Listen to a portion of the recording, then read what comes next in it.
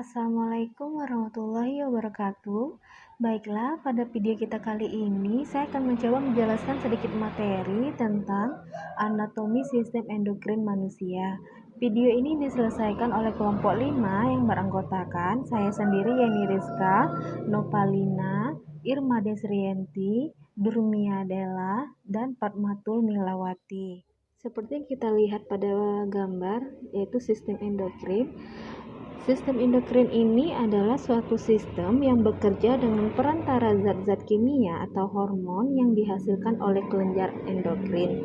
Kelenjar endokrin merupakan kelenjar buntu sekresional yang mengirim hasil sekresinya langsung masuk ke dalam darah dan cairan limfe, beredar dalam jaringan kelenjar tanpa melewati duktus.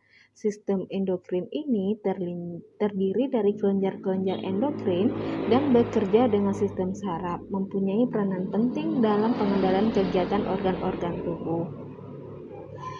Yaitu yang pertama pituitari, tiroid, paratiroid, adrenal, pankreas, ovarium pada wanita, dan testis pada laki-laki. Kemudian, di mana sih letak-letak kelenjar endokrin ini pada manusia? Pada manusia, seperti yang tadi kita lihat di gambar, terletak pada hipotalamus, kelenjar tiroid, kelenjar hipofisis, kelenjar paratiroid, kelenjar timus, kelenjar pankreas, kelenjar adrenal, kemudian kelenjar gonal atau ovarium pada wanita, dan testis pada laki-laki. Di sini kita akan menjelaskan satu persatu. Hipofisis ini nama lainnya adalah pituitari, melekat di bagian dasar hipotalamus. Kemudian tiroid, nama lainnya adalah kelenjar gondok, terletak di bagian bawah laring. Kemudian paratiroid, nama lainnya kelenjar anak gondok, terletak di belakang tiroid. Adrenal, nama lainnya adalah suprenalis atau kelenjar anak ginjal, ini terletak di kutub atas ginjal. Kemudian pankreas ini nama lainnya adalah pulau-pulau Langerhans atau disebut dengan terletak di bawah lambung. Kemudian ada gonal ini bahasa lainnya adalah kelenjar reproduksi. Pada wanita disebut ovarium, terletak di bawah perut. Pada laki-laki disebut testis, terletak di bawah zakar dan skrotum. Kemudian timus atau kacang-kacangan terletak di bagian posterior toraks di atas jantung. Kelenjar hipotalamus ini adalah pusat pengendali fungsi tubuh dan sistem saraf untuk menjaga agar kondisi tubuh kita selalu konstan dan stabil. Hipotalamus ini terletak tepat di bawah talamus dan di atas kelenjar hipofisis atau pituitari. Kemudian hipotalamus memiliki ukuran yang sangat kecil, kurang lebih sebesar almond dengan berat sekitar 1% dari berat otak. Ada beberapa hormon yang dihasilkan di hipotalamus. Yang pertama ada hormon kortikotropin atau CRH. Hormon ini mengirim pesan ke kelenjar pituitari anterior untuk merangsang kelenjar adrenal untuk melepaskan kortikosteroid. Kemudian hormon gonadotropin atau GnRH merangsang hipofisis anterior untuk melepaskan hormon perangsang folikel FSH dan luteinizing hormon. Hormon pertumbuhan atau hormon penghambat pertumbuhan juga dikenal sebagai somatostatin. GHRH meminta hipofisis anterior untuk melepaskan hormon pertumbuhan, memiliki efek sebaliknya. Kemudian hormon antidiuretik meningkatkan penyerapan air ke dalam darah oleh ginjal. Seterusnya, oksitosin terlibat dalam orgasme, kemampuan untuk percaya, suhu tubuh, siklus tidur, dan pelepasan ASI. Kemudian hormon prolaktin atau PRH atau hormon penghambat prolaktin PIH juga dikenal sebagai dopamin. PRH meminta hipofisis anterior untuk merangsang produksi ASI melalui produksi prolaktin. Sebaliknya, PIH menghambat prolaktin. Yang terakhir ada tiroliberin atau TRH, memicu pelepasan tiroid stimulating hormone yang merangsang pelepasan hormon tiroid yang mengatur metabolisme, energi, dan pertumbuhan dan perkembangan. Kemudian kelenjar hipofisis atau pituitari terlihat pada gambar. bagian-bagian dari kelenjar hipofisis. Kelenjar ini disebut juga sebagai master of gland karena menghasilkan bermacam-macam hormon yang mengatur kegiatan kelenjar lainnya. Pada gambar terlihat bagaimana bentuk dari kelenjar hipofisis atau pituitari ini berukuran seperti kacang polong. Adalah penonjolan dari bagian bawah hipotalamus dasar otak. Kemudian terletak di dasar tengkorak yang memegang peranan penting dalam sekresi hormon dari semua organ-organ endokrin. Penonjolan dari bagian bawah hipotalamus dasar otak. Kemudian terletak di dasar tengkorak yang memegang peranan penting dalam sekresi hormon dari semua organ-organ endokrin. Yang memperdarahi hipofisis yang pertama adalah grup anterior, arteri karotis internal cerebral anterior, bagian posterior arteri communicans. Kemudian grup intermedia atau posterior arteri communicans. Kemudian grup posterior disebut arteri cerebral, posterior bagian posterior arteri communicans, arteri basilaris, bagian infundibulum, eminensia, media hipotalamus, diperdarahi oleh arteri superior cabang dari arteri karotis internal. Aliran darah ini selanjutnya akan memasuki sistem porta hipotalamus sampai hipofisis. Yang memperdarahi hipofisis anterior. Aliran darah ke hipotalamus selanjutnya dialirkan ke pena-pena kecil yang bermuara ke pena cerebral anterior, pena basalis atau pena cerebral basalis. Selanjutnya adalah kelenjar tiroid. Kelenjar tiroid ini terletak di dalam leher bagian bawah, merekat pada tulang laring sebelah kanan depan trakea, dan melekat pada dinding laring.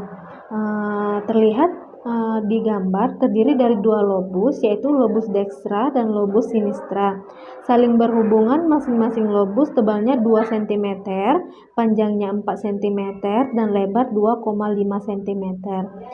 Pembentukannya bergantung pada jumlah yodium eksogen yang masuk ke dalam tubuh, sumber utama untuk memelihara keseimbangan yodium dalam makanan dan air minum. Ada beberapa hormon yang dihasilkan oleh kelenjar tiroid ini. Yang pertama, hormon tiroksin ini mempengaruhi pertumbuhan, perkembangan, dan diferensiasi jaringan tubuh. Yang kedua, hormon kalsitorlin ini mempengaruhi dalam mengubah tirosin. Yang ketiga adalah hormon triiodopionin. Hormon ini mempengaruhi metabolisme sel, oksidasi di sel tubuh, dan produksi panas tubuh. Inilah gambar kelenjar timus. Kelenjar timus ini terletak dalam rongga mediasternum di belakang ostersternum di dalam rongga toraks. Kira-kira setinggi bifurkasi trakea, warnanya kemerah-merahan dan terdiri dari 2 lobus. Pada bayi baru lahir, yaitu kelenjar endokrin dan kelenjar eksokrin. Pankreas ini menghasilkan kelenjar endokrin bagian dari kelompok sel yang membentuk pulau-pulau Langerhans berbentuk opal tersebar di seluruh pankreas. Dalam tubuh manusia terdapat 1-2 juta pulau-pulau Langerhans yang dibedakan atas granulasi dan pewarnaan. Setelah dari sel ini menyekresi hormon insulin. Ada beberapa hormon yang dihasilkan oleh pankreas yang kita sebut insulin. Insulin ini merupakan protein kecil terdiri dari 2 rantai asam amino, satu sama lainnya dihubungkan oleh ikatan disulfida. Sebelum dapat berfungsi, ia harus berikatan dengan protein reseptor yang besar dalam membran sel. Sekresi insulin dikendalikan oleh kadar glukosa darah. Kadar glukosa darah yang berlebihan akan merangsang sekresi insulin. Dan bila kadar glukosa normal atau rendah, maka sekresi insulin akan berkurang. Kemudian kelenjar reproduksi. Pada gambar terlihat reproduksi pada laki-laki, yaitu adalah testis, Pada testis ini terdapat beberapa hormon. Yang pertama adalah hormon testiskular atau testosteron untuk perkembangan atau pertumbuhan dan pemeliharaan ciri-ciri sekunder.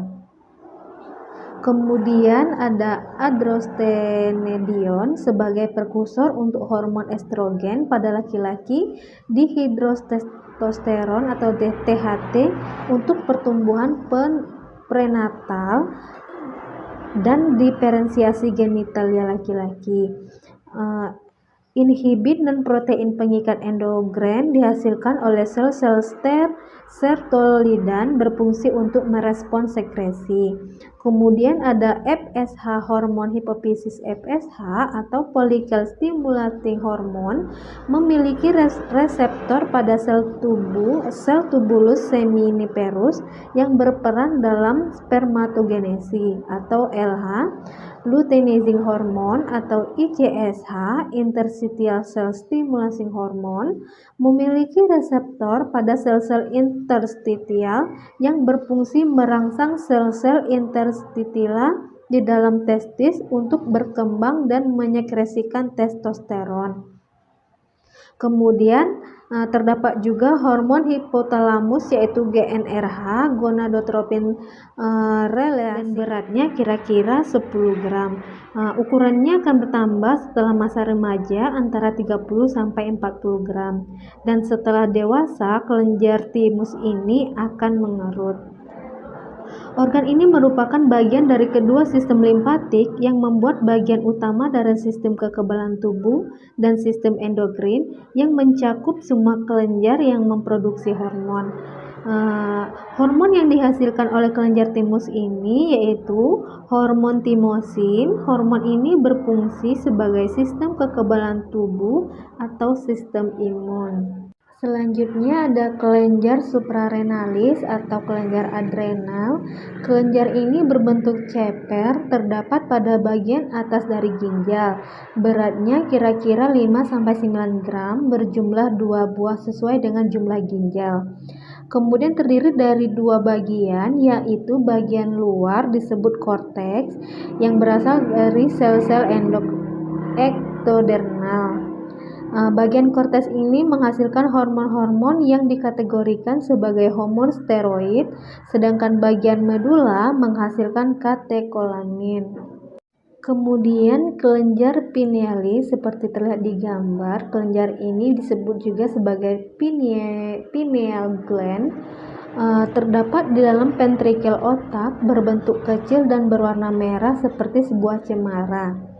Kelenjarnya ini menonjol dari mesencephalon ke atas dan ke belakang coliculus superior.